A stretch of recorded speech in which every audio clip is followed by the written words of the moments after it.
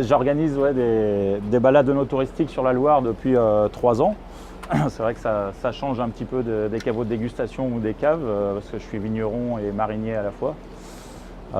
C'est toujours un plaisir de découvrir les vins de Loire en plein milieu de la Loire.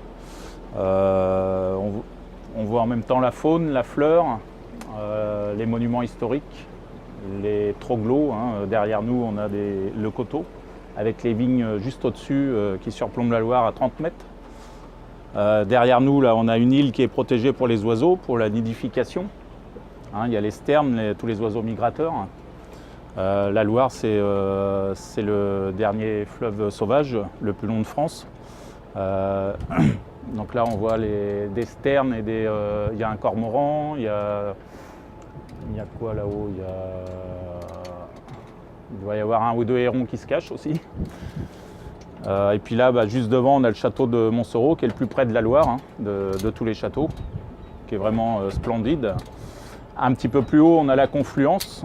Donc la Confluence, c'est la Vienne qui se jette dans la Loire, à Caen de Saint-Martin. Et là, on voit la collégiale de Caen, qui est aussi magnifique. Et donc pendant mes croisières de 1 heure ou 2 heures, je fais découvrir mes vins. Donc il y a un saumur blanc ou 2, des saumures champigny et des saumures rosées. Et c'est toujours un plaisir d'emmener des passagers qui sont intéressés par le vin et la région. Vous voyez devant vous là tous les troglots, là, les maisons troglodytes. C'est vraiment le lieu où il y en a le plus de la France. Et puis ce qui est magique, c'est la Loire qui bouge tout le temps, les bancs de sable. Le chenal n'est jamais au même endroit, donc il faut vraiment connaître la Loire. Bon, ça fait une dizaine d'années que je navigue sur la Loire, donc je commence à la connaître un petit peu. Mais bon, des fois on se fait piéger par un banc de sable qui a bougé dans la nuit. Mais bon, jusqu'à présent, on arrive à s'en sortir quand même. Après, la Loire, c'est vrai qu'elle est assez dangereuse, donc il vaut mieux bien la connaître parce qu'il y a des murs en pierre pour briser le courant qui ne sont pas répertoriés sur une carte. Il faut vraiment les connaître à force de faire nos balades. On les met en mémoire dans notre tête. Il y a aussi des arbres de coulée, comme le fleuve est sauvage, il n'y a pas d'entretien, il n'y a pas de balisage là. Et elle est déclarée d'ailleurs non navigable de Angers à Montsoreau pour le Maine-et-Loire. Donc on a le droit de naviguer, mais un peu à nos risques et périls, quoi. Ouais. Et c'est ce qui fait toute sa beauté. La Loire n'est pas aménagée du tout, elle est vraiment sauvage. Après, donc, je fais découvrir tous mes vins. Donc, il y a 8 cuvées en tout. Il y a deux saumures blancs cépage chenin, cépage de la Loire. Donc il y a un blanc sec un petit peu plus vif pour les crustacés et un deuxième élevé en fût de chêne avec un peu plus de gras et de puissance. Et après j'ai 5 saumures champigny, j'en ai 2 sur le fruit avec un petit peu de souplesse et 3 un petit peu plus puissants. J'ai également un rosé et les créments de Loire. Voilà, donc ça fait une belle gamme des vins de Loire à déguster sur la Confluence. Donc la Loire peut varier de 4 à 5 mètres entre les périodes estivales et les bonnes crues d'hiver. L'an dernier, on a eu une belle crue au mois de juin.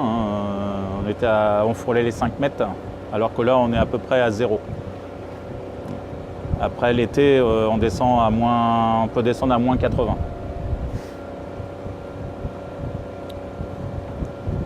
Avec des débits, là on est à 300-400 mètres cubes seconde et on peut monter jusqu'à 1600 en pleine crue.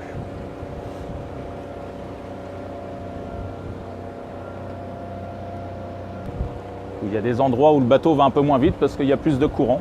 Donc on essaye de passer à des endroits où il y a moins de courant, ou des fois on n'a pas le choix, parce que la Loire est assez large, mais on navigue sur 3 à 4 mètres de large, pas plus. Le courant il tape sur une berge et après il va en face. Donc pour faire Montsoreau-Saumur, on va faire une vingtaine de fois gauche-droite. On va faire beaucoup de descentes et de virages. Il y a des années où on va passer à droite de l'île et puis d'autres années à gauche. Donc ça évolue.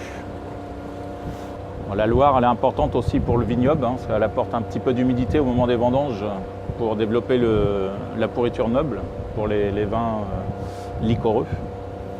Et après, une belle journée ensoleillée pour concentrer tous ces raisins.